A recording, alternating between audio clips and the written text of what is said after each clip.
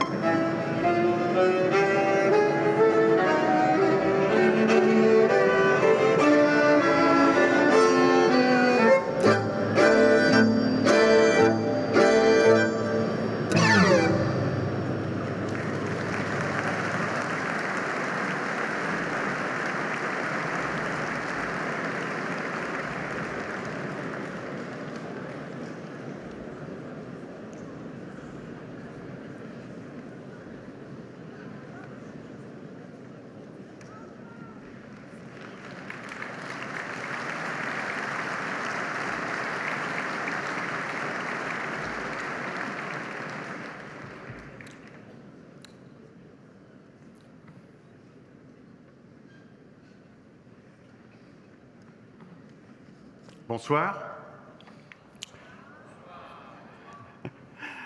Lorsque Patricia Brochard, la co-dirigeante de Sodebo, m'a proposé de participer à une conversation avec l'APM, j'avoue que je ne m'imaginais pas que vous étiez aussi nombreux. mais je suis assez coutumier du fait qu'elle ne me dit pas toujours tout avant qu'on commence. Mais peut-être que imaginer, c'est peut-être la clé. C'est peut-être là où tout se joue. Faire partie de ceux qui imaginent et surtout décider que vous êtes et vous faites partie de ceux qui imaginent et qui vont concrétiser le rêve. Et dans ce rêve, emmener un équipage, emmener des gens, emmener... Et là, je parle pas... Là, je parle d'emmener des gens autour de la planète, d'emmener des gens où on ne pourra pas descendre. C'est l'engagement total, l'engagement ultime. Mon rêve, et un rêve, il faut que ça se résume à une phrase. Sinon, ce n'est pas un rêve. C'est un bouquin, c'est une pièce de théâtre, c'est Jacques Gamblin, c'est les autres. Mais un rêve, c'est une phrase. Moi, mon rêve, c'était de faire le tour du monde sur un bateau volant en moins de 40 jours, en solitaire ou en équipage.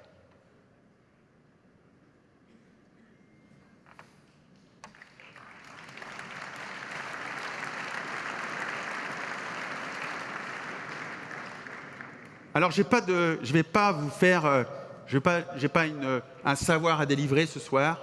J'ai pas de leçon.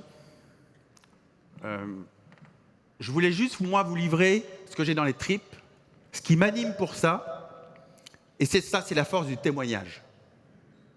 Moi, ce que je vais vous livrer, c'est mon sillage. C'est pas ce que j'aurais pu faire, c'est pas ce que j'aurais dû faire, c'est ce que j'ai fait et comment je l'ai fait. Et comment je l'ai fait, avec quelle rencontre. Et cette rencontre, c'est une des rencontres, mais c'est une rencontre qui a changé ma vie, qui a changé mon écoute et qui est arrivée au bon moment. Et on pourra discuter de ça à la fin, mais est-ce que vous êtes prêts à écouter ?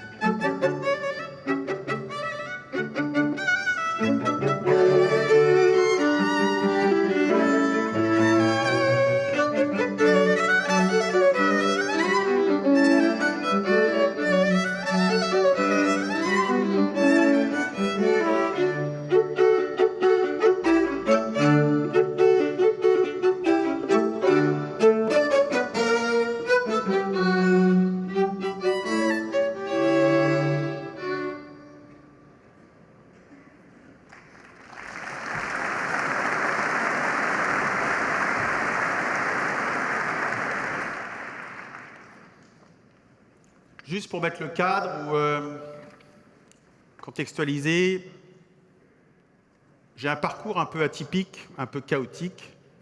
Je suis un petit garçon timide et timoré. Je fais des études assez moyennes. Et mon premier boulot, c'est je m'embarque chez Bolloré et je me retrouve en Australie. Et je découvre en Australie une autre vie, une autre manière de concevoir, effectivement, aller aux antipodes. Après une mission, je reçois un ordre de rentrer à la maison, et là, je découvre que jusqu'à présent, tout ce que j'ai fait, je l'ai fait parce que j'étais docile et parce qu'on me donnait des ordres. Et je décide à ce moment-là de faire parce que moi, j'en avais envie.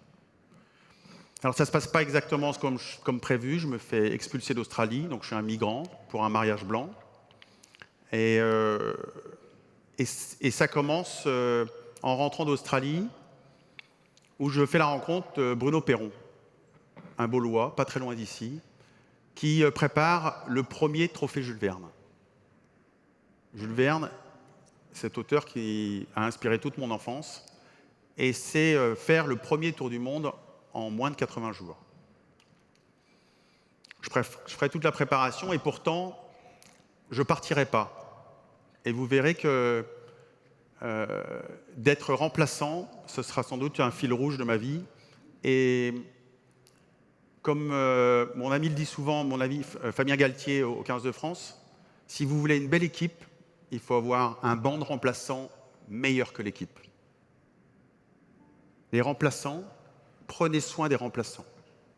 On a pris soin de moi à plusieurs reprises et je ne partirai pas. Et au départ du Trophée Jules Verne de Bruno Perron, je fais une autre rencontre avec Laurent Bourgnon, qui marquera toute ma vie et qui me fera rentrer dans ce management à l'affectif, mais qui pourtant avait énormément de limites, et notamment celle de la loyauté. La loyauté, c'est un très beau mot, c'est un mot magique, et pour autant, il a eu l'immense amour de me demander de partir pour ne pas non plus faire, alors qu'on venait de gagner la route du Rhum, le servir par loyauté, mais le servir et me servir parce que c'était vraiment pour moi. On discute de ça souvent avec chez Sodebo, et cette loyauté, elle va m'entraîner, elle va me propulser chez un autre leader que vous connaissez peut-être de nom, Olivier de Kersauzon, et qui là, c'était pas la loyauté, c'était le patriarcat, qui je ne sais pas si c'est tellement mieux, et pour autant on bat ce trophée Jules Verne en 71 jours, et ça a été mon premier tour du monde, donc je lui dois ça. En rentrant de ce tour du monde, je repars avec un monsieur qui s'appelle Yves Parlier, et je le remplace parce qu'il se blesse lors d'une escapade en parapente. Yves a toujours été un peu intrépide. Et je gagne cette Tour du Rhum en tant que remplaçant. C'est là que par la suite, je ferai la rencontre avec Sodebo, cette entreprise qui me suit depuis 20 ans maintenant. Et on décide ensemble de construire un projet différent, un projet qui nous emmènera surtout, après 4 tentatives, c'était mon objectif, à devenir l'homme le plus rapide autour de la planète.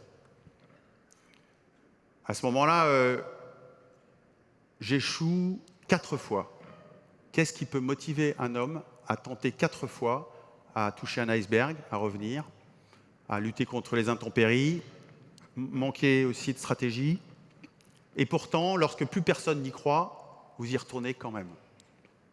Et enfin, il arrive, quand vous n'y croyez plus du tout, qu'en 49 jours, 3 heures, alors là, pour le coup, j'y suis pour rien du tout, c'est la première fois qu'un 49.3 passait aussi facilement.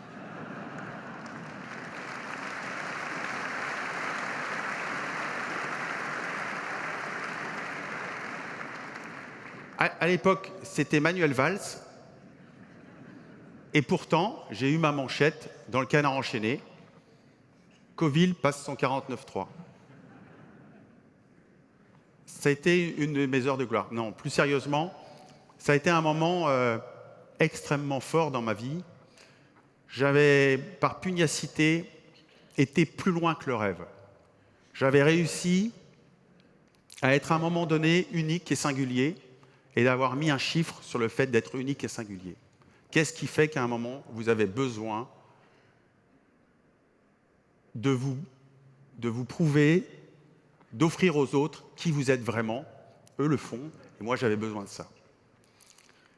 À l'arrivée de ce tour du monde, très peu de jours après, on décide de se relancer dans la course avec un projet fou qui était de rentrer dans cette catégorie ultime qui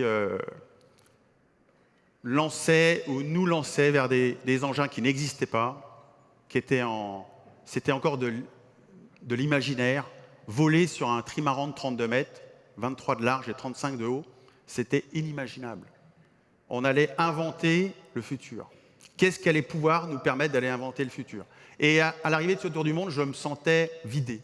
Je ne me sentais pas capable d'être le seul et unique à emmener toute une équipe sur ce projet fou. Et j'ai fait la rencontre du Quatuor Annecy. Cette rencontre a changé ma vie. Et c'est avec eux, et grâce à eux, et grâce à cette rencontre, que je découvre cette force, cette chance incroyable pour arriver à l'exceptionnel, pour aller à l'unique résultat, le très haut niveau. Pas celui qui va être très rapide, mais celui qui prend du temps, certes, d'arriver à cette force du collectif. Et lorsque je les ai rencontrés, j'ai décidé de changer ma manière de penser, d'arrêter de croire à tout sachant, d'arrêter de croire au chef d'orchestre qui aurait tout imaginé. Et je décide de faire deux groupes, un groupe de navigants qui allaient utiliser le bateau et un groupe de techniciens ingénieurs qui allaient concevoir le bateau. Et en mode collaboratif, on a décidé de concevoir deux bateaux. On les a présentés à la direction de Sodebo et évidemment, qu'est-ce qu'elles ont choisi? Le bateau atypique que vous avez vu tout de suite sur les images. Un bateau révolutionnaire, un bateau qui allait voler, un bateau avec le cockpit à l'avant. Elles nous ont dit, allez-y. Allez-y en osant que peut-être ça ne marchera pas.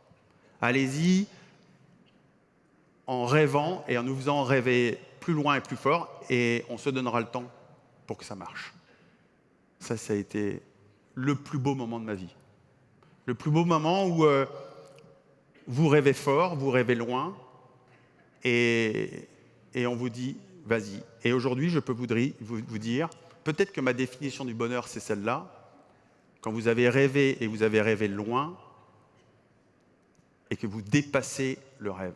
On va aujourd'hui plus vite, plus haut et plus loin que tous les rêves qu'on avait imaginés. C'est peut-être ça le bonheur. C'est de dépasser à un moment donné, un jour, votre rêve. Je l'ai fait parce que j'ai changé de paradigme, j'ai changé de manière de penser, j'ai changé de ma manière de voir et j'ai compris que ce leadership en tournant, et c'est cette expérience qu'on voudrait vous amener ce soir. Je l'ai utilisé aussi sur un sujet qui est le vôtre tous les jours, sur ce sujet où, pour emmener dans ce rêve un équipage, il faut le recruter. Il faut le choisir, il faut aller les chercher. Et dans ce recrutement, j'avais déjà une bonne idée de ce que je voulais et ce que je ne voulais pas, mais surtout, j'avais 3 critères. Mon critère premier, c'était des sportifs. Des gens qui allaient avoir des qualités sportives, c'est des athlètes.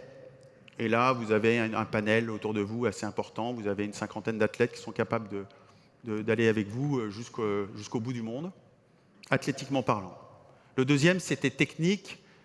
Il fallait qu'ils soient capables à très haute vitesse de barrer à plus de 40 nœuds, c'est-à-dire 80 km/h. Et puis, vous les mettez en situation difficile. Dans ce moment-là, technique très fort, vous coupez l'instrument de nuit et vous voyez comment ils réagissent. Et là, il y a 3 catégories de personnes. Il y a ceux qui continuent, tête baissée. Ce n'est pas forcément les meilleurs. Il y a ceux qui posent l'engin et qui veulent savoir et comprendre. Et puis, il y a ceux qui crachent. Là, c'est rédhibitoire. Et le troisième critère de mon recrutement, c'était le concept du maillon faible. J'avais puisé cette idée du maillon faible dans une autre rencontre avec un entraîneur de football et avec Fabien Galtier, mais c'est vrai que on a tous les trouilles d'être le maillon faible. Et ils ont tous les trouilles là, dans un quatuor, d'être le maillon faible. Et l'idée, c'était de... Vous voyez l'histoire du maillon faible? Où chacun, à un moment donné, va être le maillon faible à un endroit. Et vous ne savez pas à quel endroit il va être le maillon faible.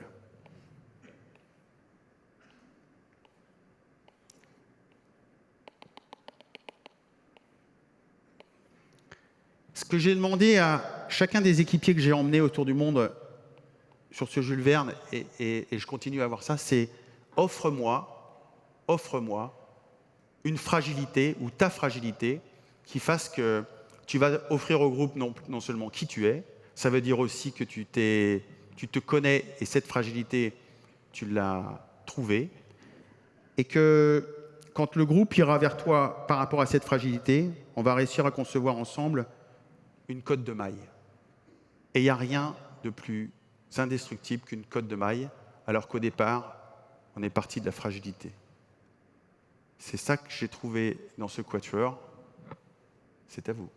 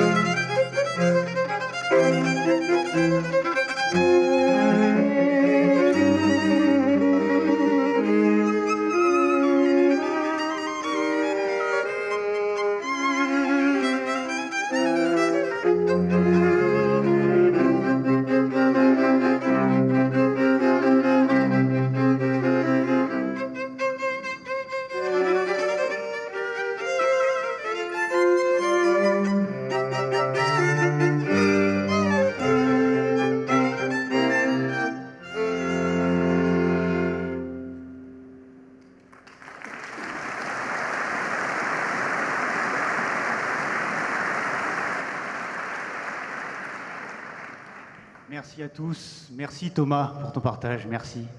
Et je pense que ce serait sympa, là, tout de suite maintenant, de se remémorer ce qu'on a vécu il y a 12 ans, quand tu as fait la rencontre du Quatuor. Nous, à ce moment-là, ce qu'on a fait, c'est qu'on a raconté comment nous, on a construit notre équipe, qu'on l'a construit chaque jour, notre équipe de musiciens, musiciens classiques. Et moi, je te propose qu'on repasse les étapes une par une, si ça te va. Et je me souviens de cette discussion où, oui, tu parles premier critère, les sportifs, il faut qu'ils soient capables d'aller au bout du monde. Nous, en musique, quand on veut faire une équipe d'élite, on prend des gens efficaces, des techniciens, des gens qui sont capables de manger du répertoire, d'être à l'heure au bon moment, de jouer toute la partition. C'est ce qu'on a pensé être vraiment le plus important au départ. C'est ce qu'on a fait. On peut vous montrer ce que ça donne sur un extrait d'un quatuor de Mozart, par exemple, où c'est assez simple. Mozart, c'est chouette parce qu'il met toujours des rôles très définis. Au violoncelle, j'ai souvent le rôle de cadre, de celui qui donne le tempo. Je vous montre un peu pour que vous ayez une idée.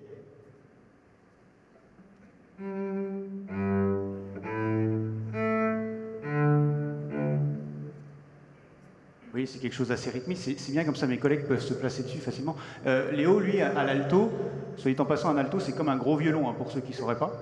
Il a un peu le swing, il rapporte le swing, montre-nous. Voilà, il fait ça super bien. Dans sa partie, François, il rapporte un peu d'harmonie avec ses tierces et ses quintes.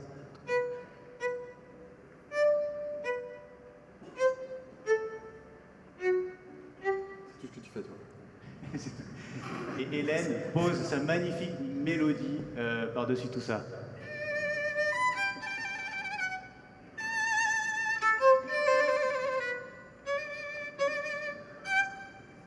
Voilà, 4 métiers différents. Une même précision chez chacun, une même envie d'aller faire du quatuor ensemble et de construire la meilleure équipe.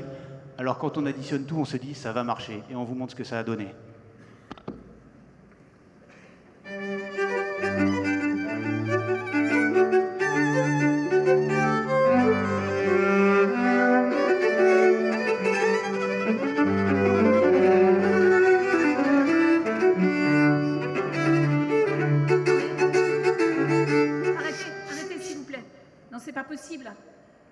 On s'est très vite rendu compte que 4, même très bons musiciens, ça ne suffisait pas pour constituer un quatuor. Alors la première idée qui nous est venue, hein, c'est ce que tu évoquais, c'est un chef. Il faut quelqu'un qui remette de l'ordre. On pourrait demander à Guillaume d'être ce chef et de remettre de l'ordre dans cette équipe. Faudrait que tous les trois, on soit d'accord de le suivre. Ça va aller ? Donc on suit Guillaume et on va regarder si du coup cette technique va être mieux organisée.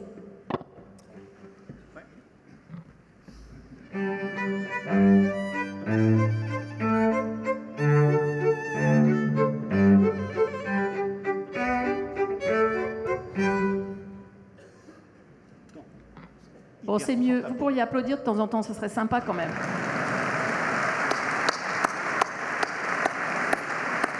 Parce que il a fait des efforts, Guillaume, pour qu'on soit ensemble. Et nous avons fait des efforts pour le suivre. Pour autant, est-ce qu'on va aller très loin comme ça?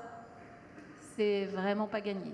Je crois, Hélène, qu'il faut qu'on soit honnête. Il faut qu'on leur dise où et qui est notre vrai chef. Oui, parce que si on veut être fluide, tenter des aventures incroyables dans du répertoire magique qui est celui du Quatuor, il va falloir que nous trouvions de la confiance. Et pour cela, il va falloir changer de chef. C'est à ce moment-là que nous aussi, Thomas, on rencontre des grands maîtres. Nous avons eu la chance de travailler avec les musiciens du Quatuor Amadeus qui nous ont accompagnés pendant 3 ans. Et tout de suite, ils nous ont dit, le chef est ailleurs. Le chef, c'est le compositeur. C'est le projet que vous avez ensemble. C'est cela qui va vous tenir et vous guider. Par contre, sur le terrain, il y a intérêt à ce que chacun trouve sa place et vous aurez à prendre des décisions, quel que soit le statut ou la place que vous occupez dans le Quatuor. De temps en temps, c'est moi qui dirigerai le Quatuor. À d'autres moments, ce sera Guillaume ou Léo ou François. On vous montre un peu à quelle vitesse cette répartition des rôles avance. Alors, je dirige la toute première note. C'est moi qui dirige la seconde. Mais après, c'est moi qui reprends. À moi. Et à moi, s'il te plaît. À mon tour. À moi. Et à moi. On vous a montré très lentement pour que vous compreniez à quel point, finalement, ce n'est pas la quantité de notes qui compte, c'est vraiment la manière dont on va se connecter les uns aux autres pour construire cette direction partagée. Parce que oui, pour mieux servir le compositeur, il va falloir que nous prenions des risques sur les terrains et que nous partagions cette direction pour avancer vers ce qu'on pourrait appeler une co-création, parce que dans les répétitions, nous allons inventer l'interprétation. Et pour cela, évidemment, il va falloir que nous avancions très fort dans une communication beaucoup plus subtile que tout ce qu'on avait pu apprendre jusqu'à présent. Alors Thomas, tu te souviens, cette communication, ça vaut peut-être la peine que tu invites quelques personnes sur scène avec nous pour qu'on puisse la cerner au plus près. Alors, ceux qui ont été choisis, n'ayez pas peur, ça fait pas mal. Hein. Ça fait pas mal. C'est plutôt un cadeau qu'on veut vous offrir. C'est plutôt cette expérience émotionnelle et sensorielle que moi j'ai eu la chance de vivre une fois, et on voulait faire un cadeau à ces 6 personnes. Alors, elles ont été choisies parce que je vais la faire la blague, d'accord? Je m'étais dit que quand il y a autant de monde, il y a forcément quelques connards. Donc, autant faire plaisir à des gens sympas.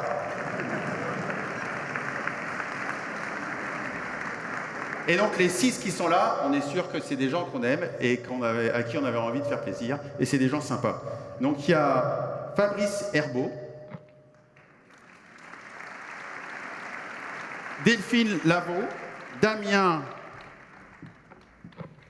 Roulant, Marie Alvin,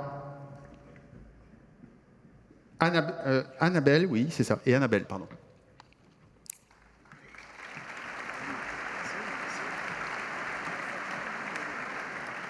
Alors, il y a 2 chaises, plus celle de Thomas, et les 3 autres personnes seront derrière les musiciens, Voilà. en posant les mains sur les épaules des musiciens.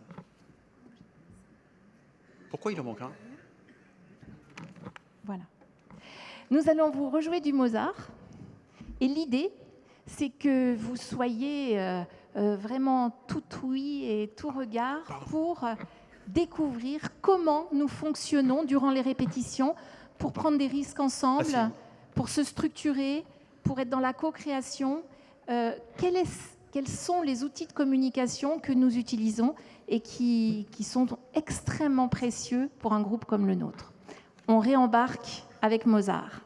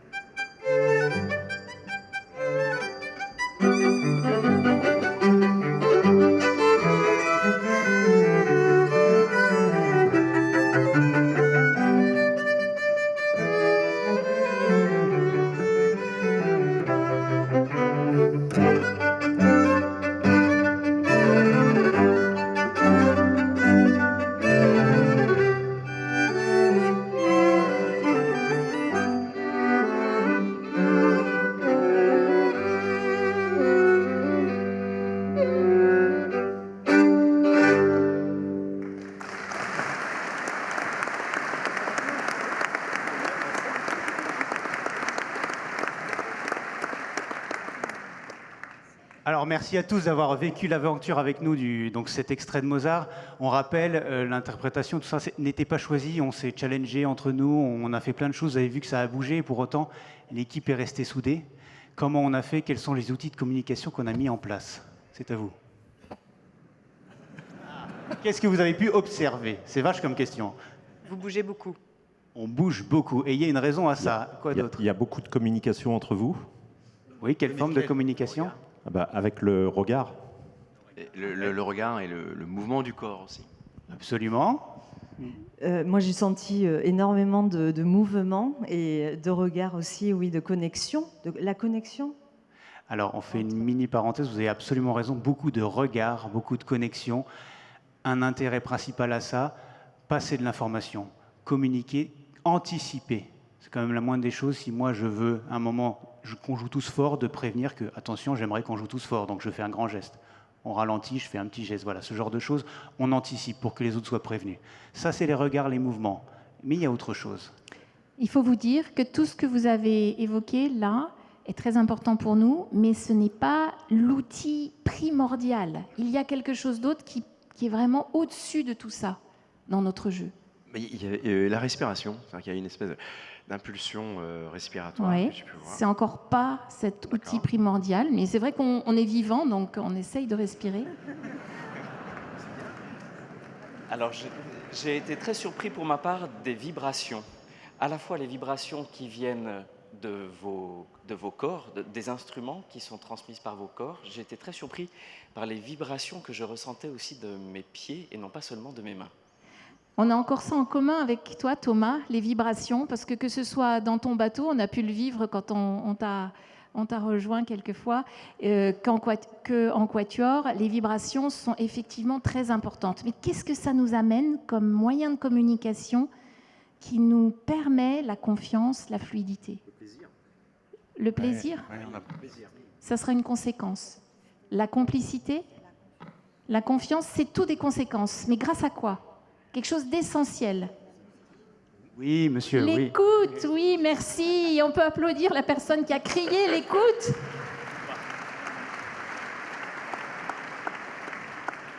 Vous vous rendez certainement compte qu'on en parle peu, et pourtant, c'est la base de tout. Alors, ce soir, on aimerait approfondir un petit peu. Qu'est-ce que ça veut dire écouter quand on est dans une équipe comme la nôtre? Qu'est-ce que ça veut vraiment dire? Alors déjà, une petite...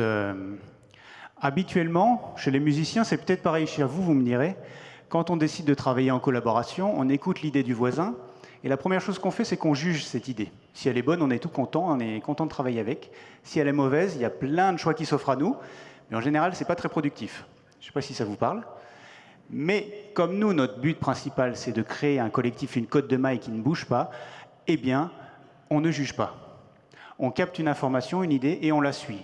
Je dirais même plus, on va chercher les idées. Quand je rentre en quatuor, j'ouvre mes grandes oreilles et je vais chercher ce qui sort des instruments de mes camarades, surtout ce qui est étonnant et dérangeant. Et je le suis. Je veux rester avec. Exemple, François, il accélère, j'accélère. Je ne me pose pas la question de savoir si c'est pertinent ou pas, si c'est prémédité, on s'en fiche. Il accélère, j'accélère. Hélène a ralenti, elle joue moins fort, je ralentis, je joue moins fort. Vous percevez que ça donne un gros coup de remise à niveau, un gros coup de patte aux égos surdimensionnés des artistes en présence. Parce que c'est pas parce que j'y avais pas pensé que c'est pas une très bonne idée, et qu'en tout cas, c'est pas parce que j'y avais pas pensé que ça ne mérite pas d'être expérimenté dans l'instant. Il n'y a aucune mauvaise expérimentation, parce qu'on ne sait pas où ça va pouvoir nous amener. Donc pendant la répétition, on rebondit d'idée sur idée, pour arriver jusqu'à ce que les Amadeus nous avaient demandé d'atteindre, à savoir une certaine forme d'unanimité sur l'interprétation. Si on accepte de rebondir suffisamment souvent sur les idées des uns et des autres, il y a un moment où on va trouver l'idée qui emmènera l'adhésion de tous. Et c'est ce qu'on cherche pour être totalement convaincu d'avancer vers cette interprétation ensemble. Alors, Madame parlait de confiance tout à l'heure. C'est grâce à cette écoute que la confiance naît dans l'équipe.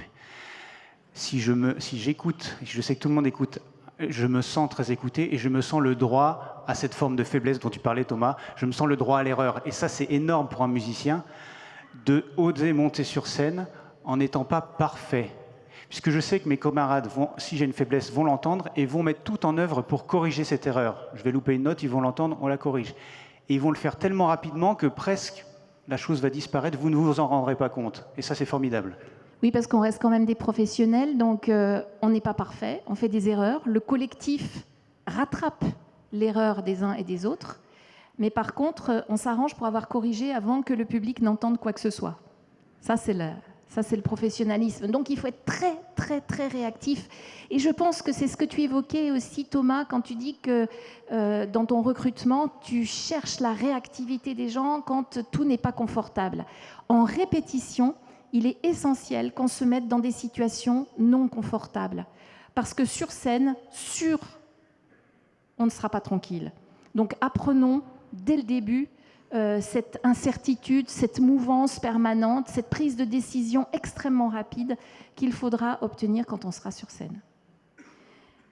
C'est très motivant d'aller vers cette dimension de recherche de créativité, de recherche d'unanimité, et d'accepter ce droit à l'erreur des uns et des autres que nous procure l'écoute.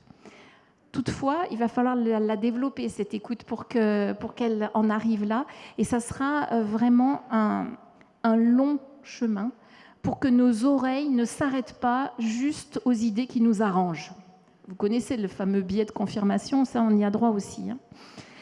Mais pour aller un petit peu plus loin avec les sons, Thomas, on aimerait te réserver une petite surprise. Nous allons aller vers un compositeur qui est réputé pour être celui qui traduit peut-être le plus l'humain, la simplicité des uns et des autres. C'est Franz Schubert. Alors Thomas, on t'a mis un petit coussin bleu là, pour que tu puisses écouter notre Schubert d'un endroit un peu spécial. Et on va vous demander, à vous tous et tous, et à Thomas, de nous expliquer comment vous avez ressenti ce grand bain dans Schubert dans quelques instants, juste quelques instants que nous allons devoir écourter de cette page magnifique d'un quatuor qui s'appelle La jeune fille et la mort.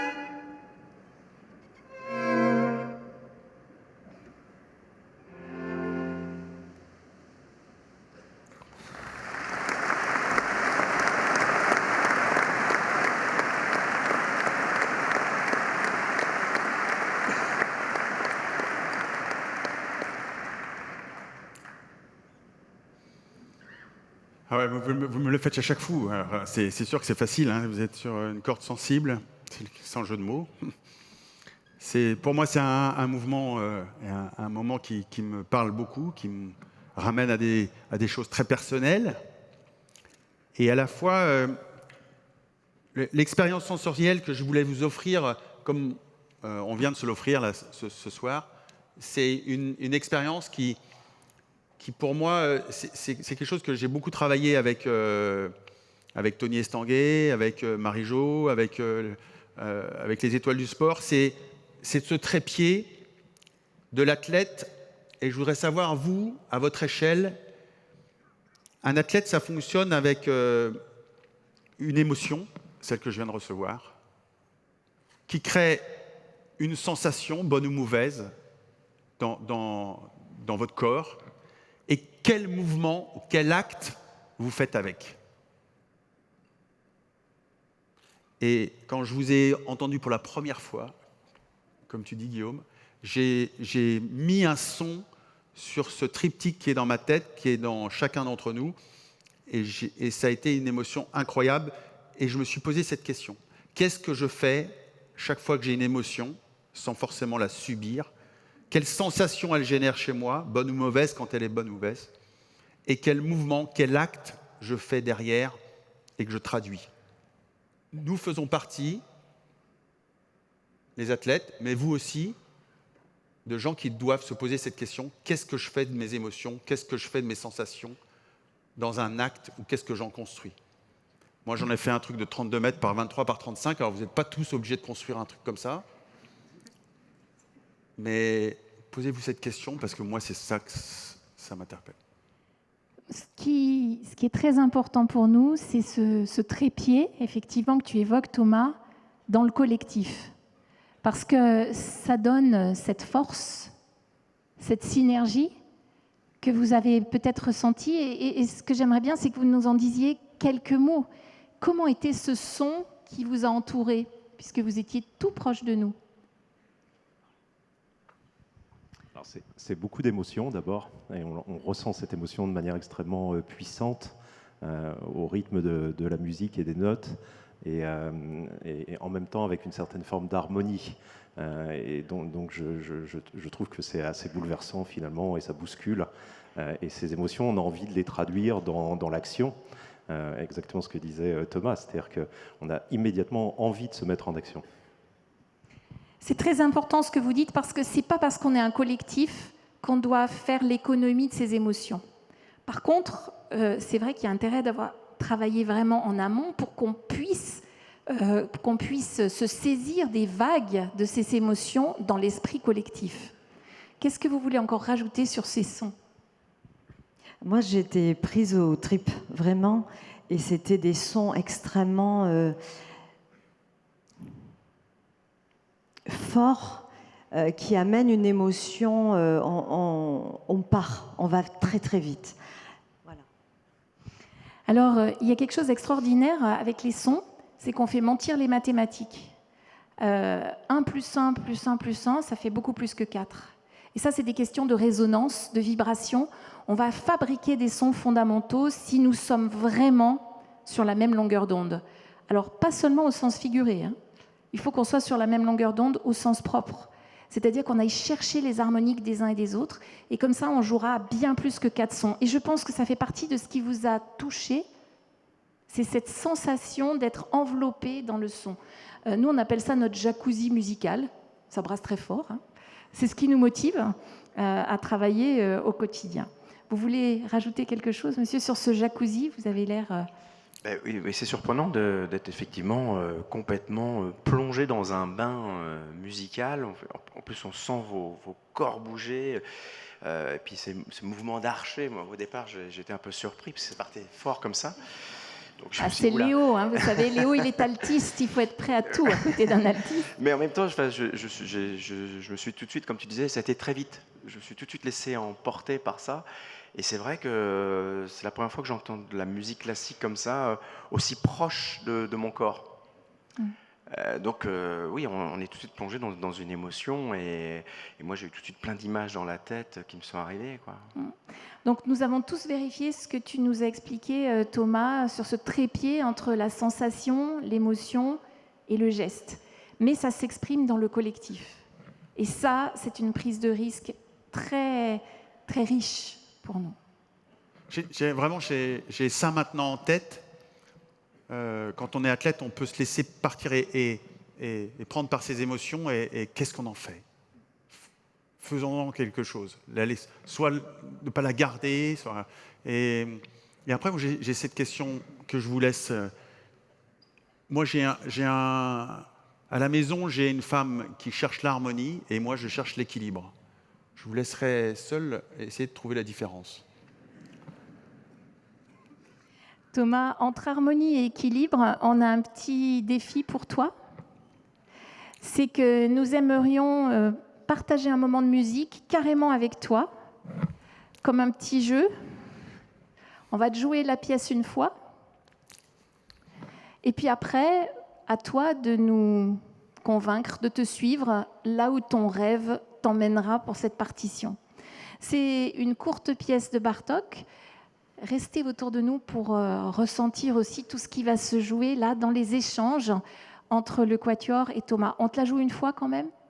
S'il vous plaît.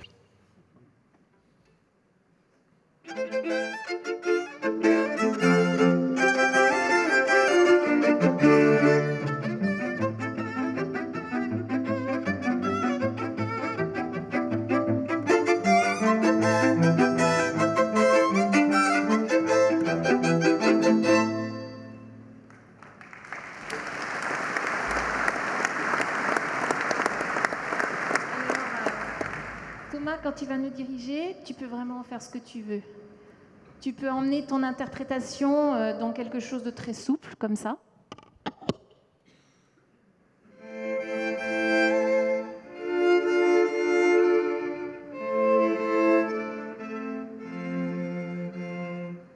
Ou de très musclé. Et même de raffiné.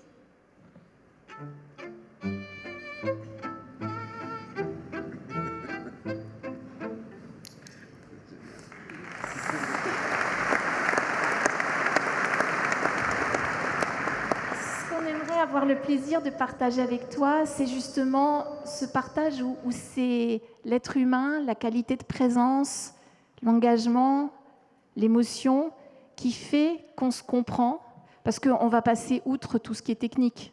Hein. Je ne sais pas si vous êtes déjà senti à poil devant 4000 personnes, mais là c'est maintenant.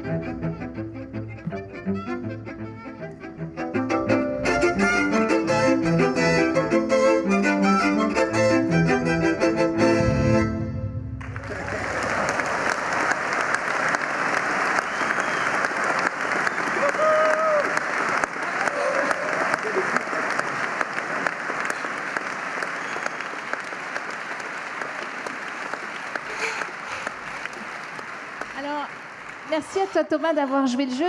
Vous étiez en face de ce qu'il a partagé. Et est-ce que vous pourriez témoigner de ce qui a fonctionné? Comment est-ce que Thomas a fait pour qu'on embarque tous avec lui? Une chose est sûre, Thomas, tu nous as fait chavirer. C'est impressionnant. J'aurais pas osé la faire, mais elle est pas mal.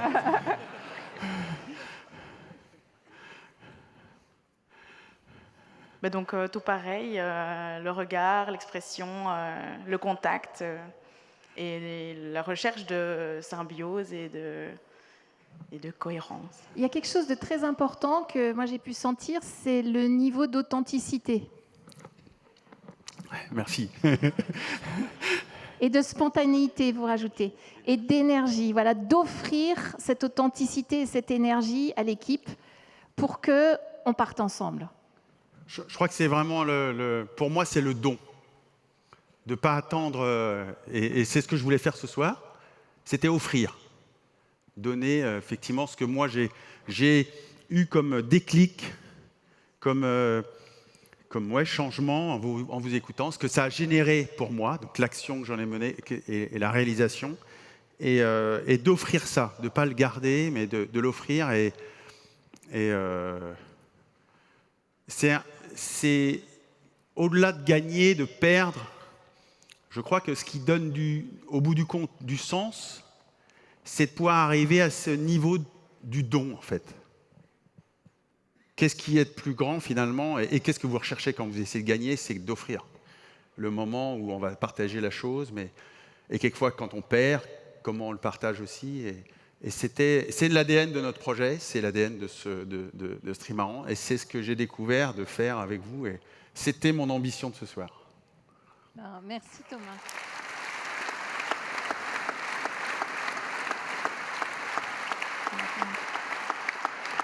Alors, puisqu'on parle de dons et d'offrir, il est peut-être temps d'offrir à trois d'entre vous qui êtes présents là avec nous, de faire le même genre de petit exercice. Ouais, ça rigole à moins.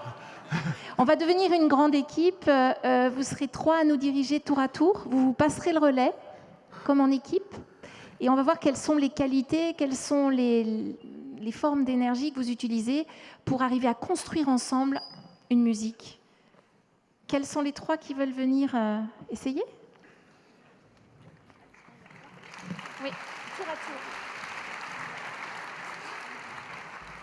Alors, il ne reste plus qu'à décider qui commence. Puis vous passerez le relais. Vous pouvez faire un tour. Vous pouvez faire un tour et demi, 2 tours. On ne sait pas qui arrêtera. Quelqu'un de vous prendra la décision de nous stopper à un moment donné. C'est votre création totale.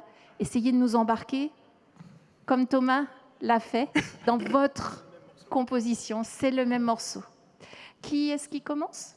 C'est vous? Pensez bien à vous passer le relais.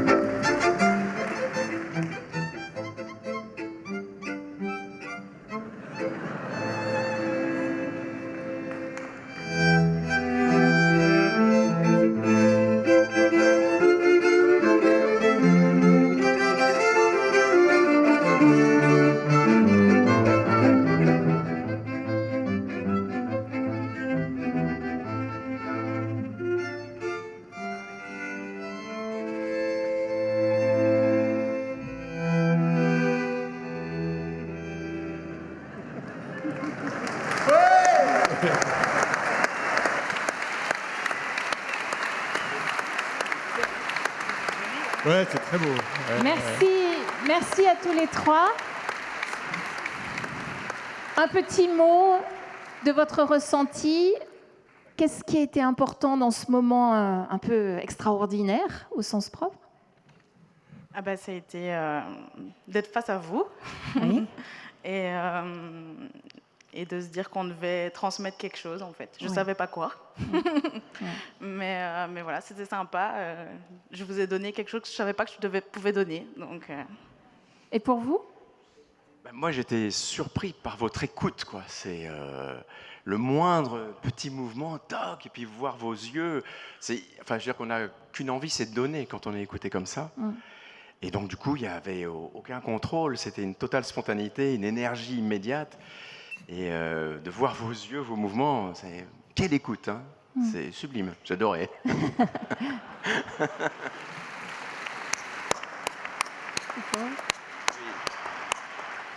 Ce que j'ajouterais, c'est que j'ai aussi beaucoup apprécié votre écoute à vous tous. Moi, je suis étonné. C'est vraiment extraordinaire comme impression. Je vous remercie énormément. Très, très belle expérience. Je voudrais juste refaire. rebondir sur ce niveau d'écoute que vous partagez les uns les autres. Sachez que l'écoute qu'on vous a offerte était en miroir en face de la qualité de présence et du niveau d'attention que vous aviez pour nous. Si vous aviez été à moitié là, nous aurions à moitié écouté. C'est-à-dire que ça se construit ensemble, cette histoire. Et c'est grâce à vous. Alors on vous a mis dans une situation extrême. Du coup, vous avez donné tout. Mais ça peut nous interroger. Quand on est dans des situations moins extrêmes, si on sait donner ce niveau d'attention, voyons ce qu'on peut récolter. Merci. Merci.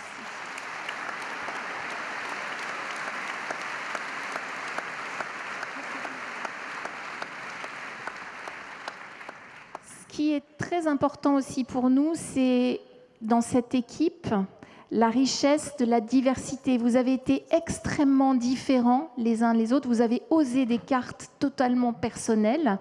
Et pourtant, votre création était collective. En Quatuor, on le vérifie tous les jours. C'est un équilibre que l'on doit trouver entre l'unité et la diversité pour vraiment faire une équipe qui soit à la fois créative et dans la confiance.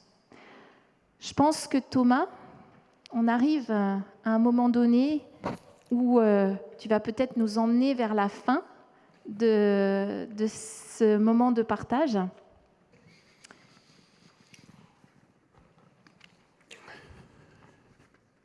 En fait, c'était une histoire.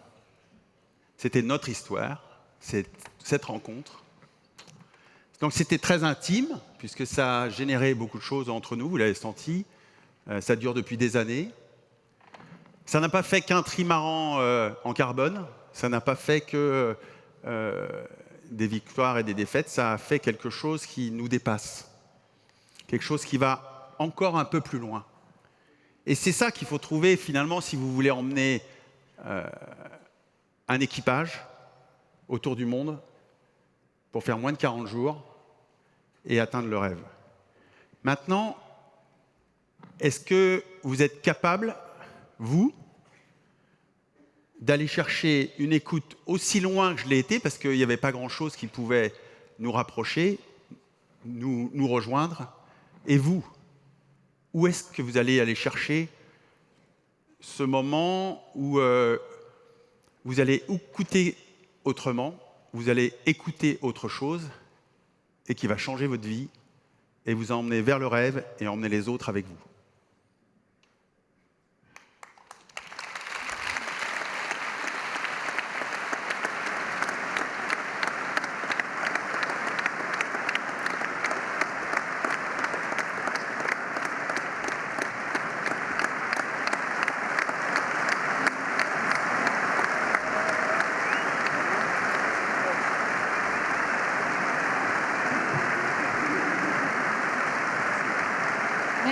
Merci Thomas.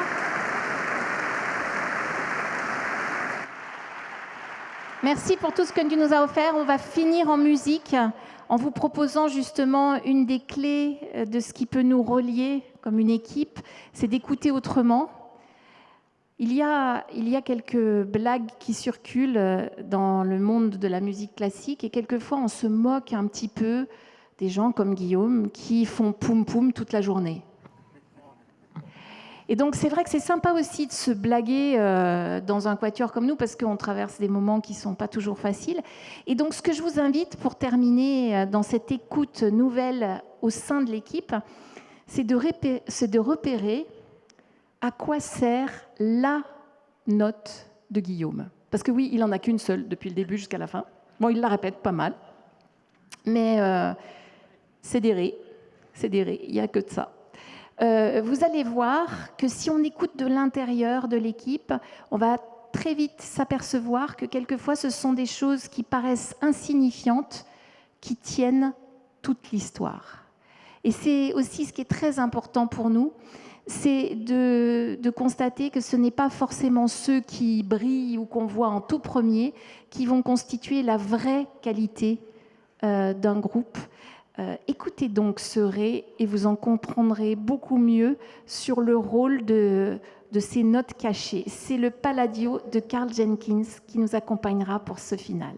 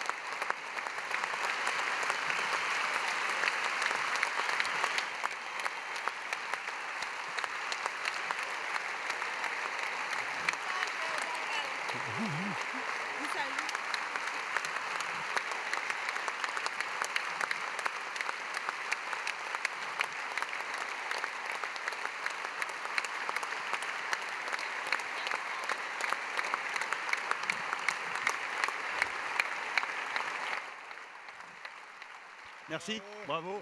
Bravo.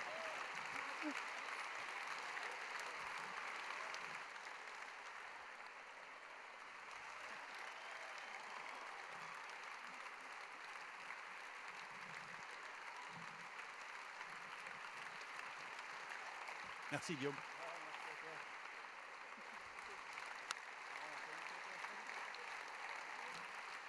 Ah ouais, sur les côtés, ouais.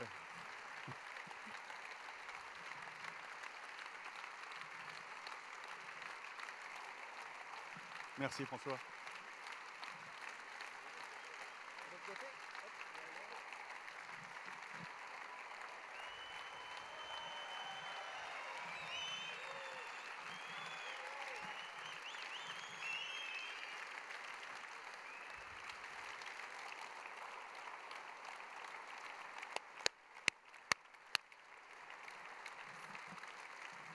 Ouais, bah ouais. Bravo Thomas. Merci à toi, bravo.